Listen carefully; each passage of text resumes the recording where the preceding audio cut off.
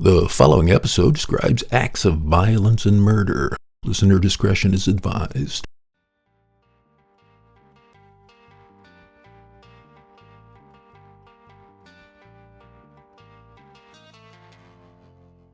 It's just after 12:30 p.m., June 5th, 1973. 32-year-old Maureen Moynihan and her 4-year-old daughter Jennifer have just dropped off Maureen's 6-year-old son Timothy for afternoon kindergarten in West Boylston. Maureen and Jennifer have a day full of errands planned. First on their list, they visited a hardware store in Holden.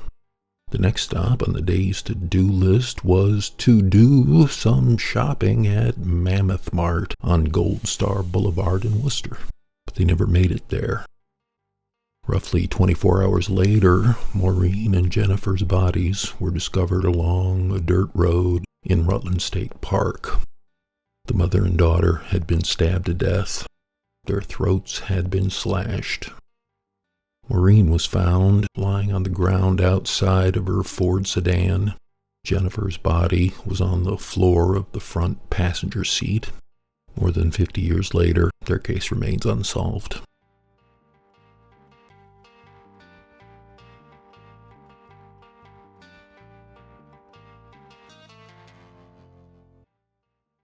It was a beautiful day, early summer day on June 6th, 1973.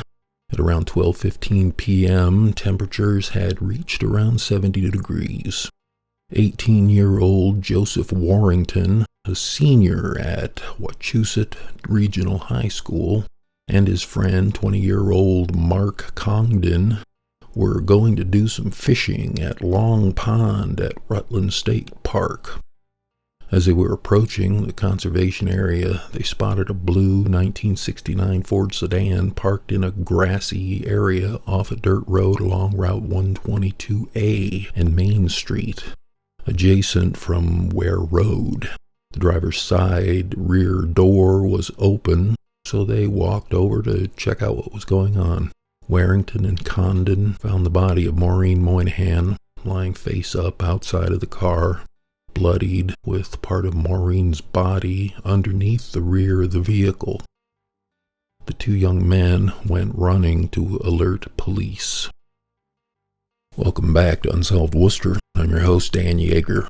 Unsolved Worcester takes a deep dive every Tuesday into the unsolved murders and missing persons cases under investigation by the Worcester Police Department's Detective Unit, the Worcester County District Attorney's Office, and the Massachusetts State Police.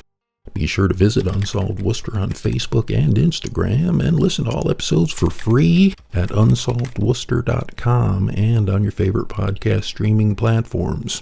Check out the video for this episode with exclusive aerial views and more on the Unsolved Worcester YouTube page. And don't forget to hit that subscribe button.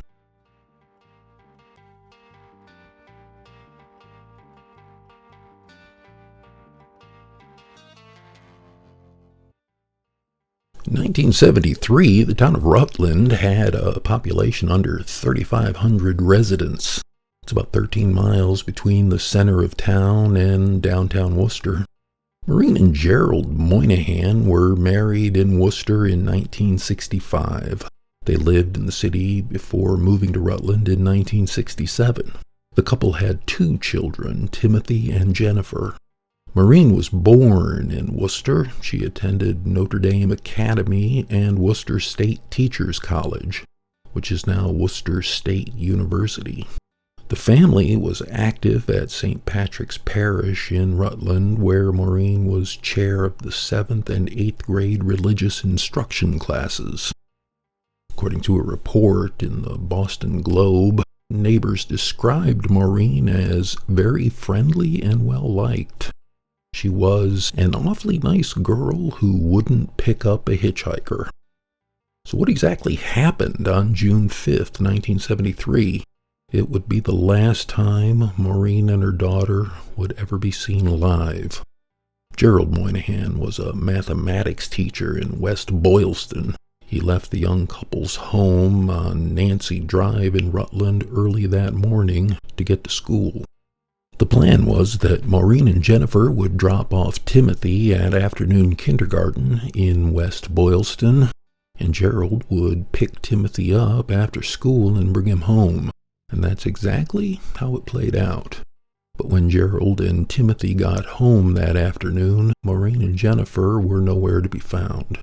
It was unlike his wife to be out running errands this late into the day, and when dinner time arrived and she still wasn't home, Gerald called Police Chief Hugo Alanovi, one of 2 police officers in town.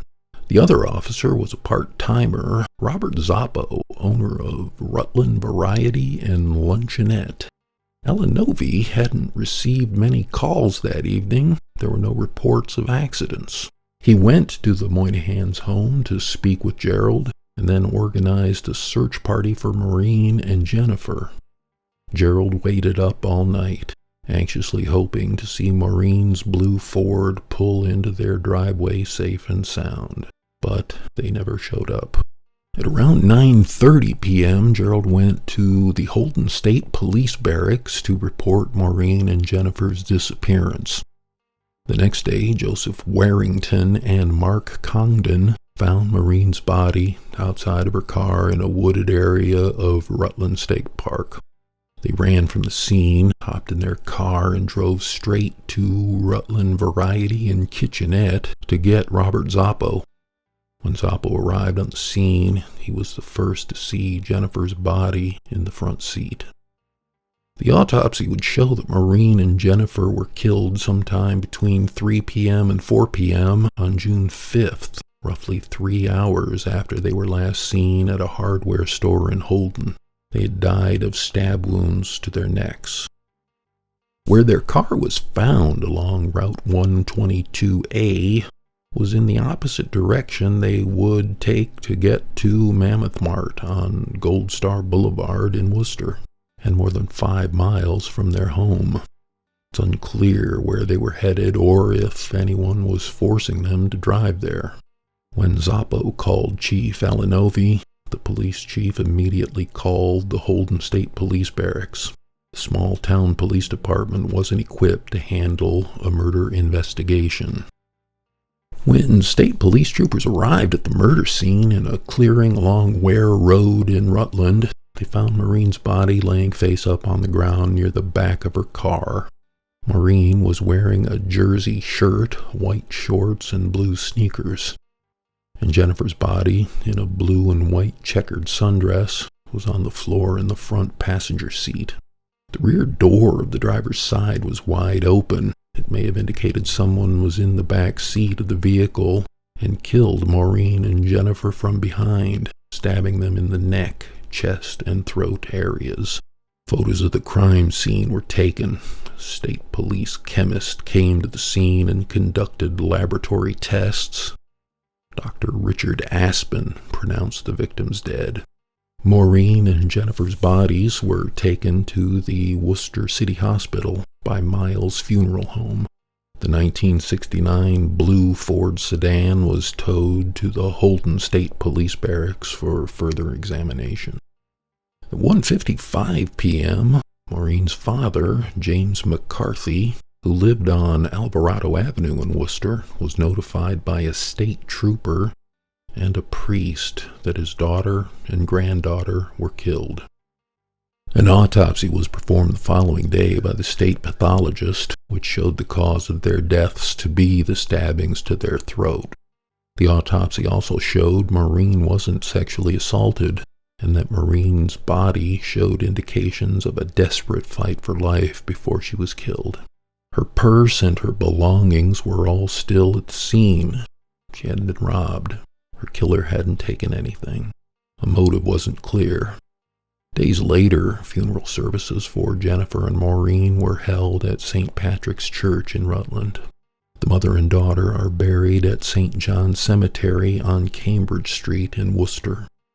On June 12, 1973, a week after the murders, the murder weapon was identified as a 3.5-inch wide and 4.5-inch long knife with a black plastic handle.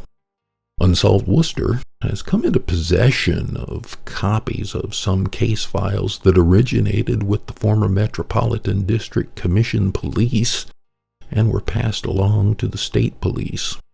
Coming up, we provide specific details from the case files, including interviews of witnesses and a possible suspect.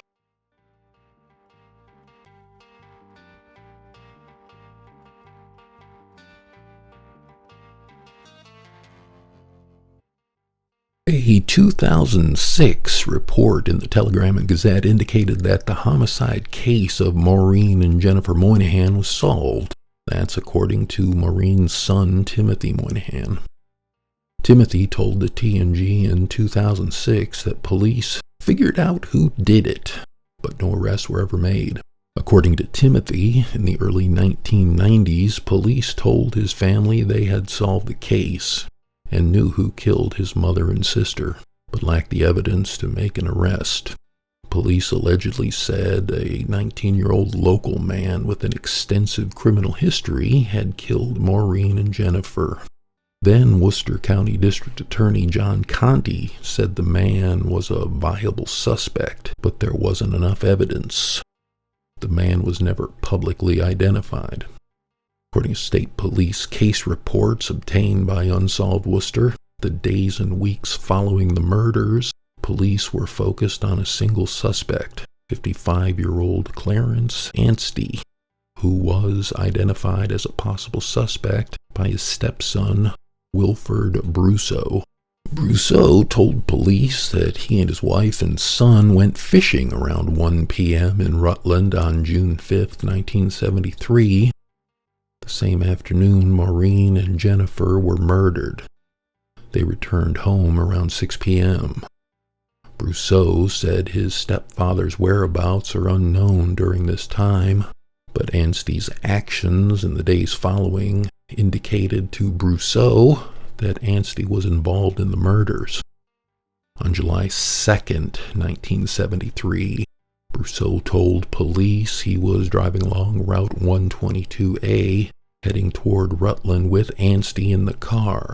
A news report came on the radio describing the investigation into Maureen and Jennifer's murders, and Anstey started to cry and got very serious. According to Brousseau's statement, Anstey blurted out, "I did it. I killed them." When Brousseau asked who he meant, Anstey said, "The woman and girl," and then added, "with a knife." When police questioned Anstey, he denied killing Maureen and Jennifer, but admitted he had been off his medication for some time.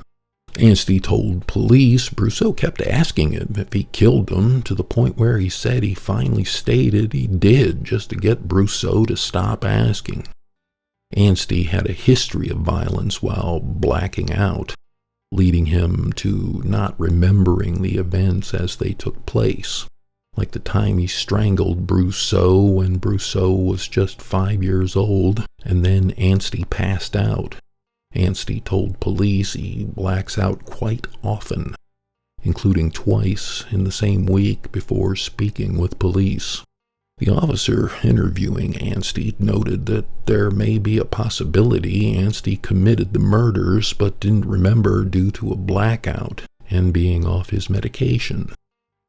Anstey admitted having a knife and hitchhiking along 122A in Rutland around 2:15 p.m. on June 5th, 1973, and remembered a woman driving by refusing to give him a ride. Anstey told police he had been hitchhiking for 15 years between Rutland, Holden, and Barry. He spent about 3 hours a day at Robert Zappo's Rutland Variety and Kitchenette, which Maureen also frequented. According to police, Anstey and Maureen would have recognized each other if she had seen him hitchhiking. Anstey knew the area of the crime scene quite well. Police reported that Anstey hated women that wore shorts, and Maureen was wearing shorts the day of the murder, and she wore shorts just about every day in the summer except on Sundays. Anstey was also known to stare at women at Zappo's store and make inappropriate comments to them. Although the police reports lacked specifics, it stated Anstey had a history of violence and had used a knife before, and without going into grotesque details, was a self-admitted sexual deviant. Finally, Clarence Anstey's last known address was 261 Main Street in Rutland.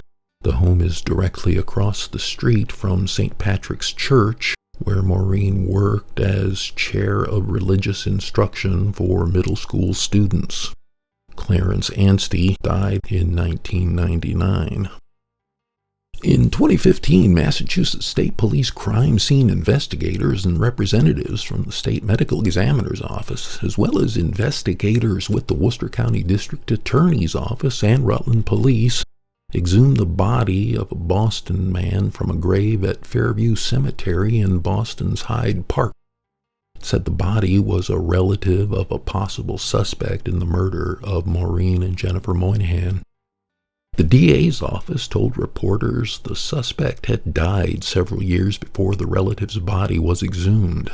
Investigators hoped to extract DNA from the body and match it to DNA from the crime scene to connect the murders to the suspected killer.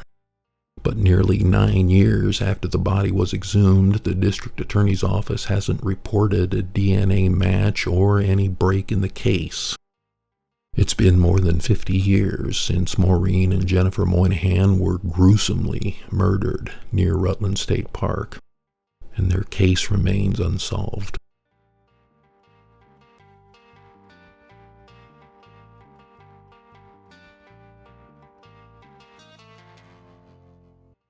Thank you for listening. I'm Dan Yeager.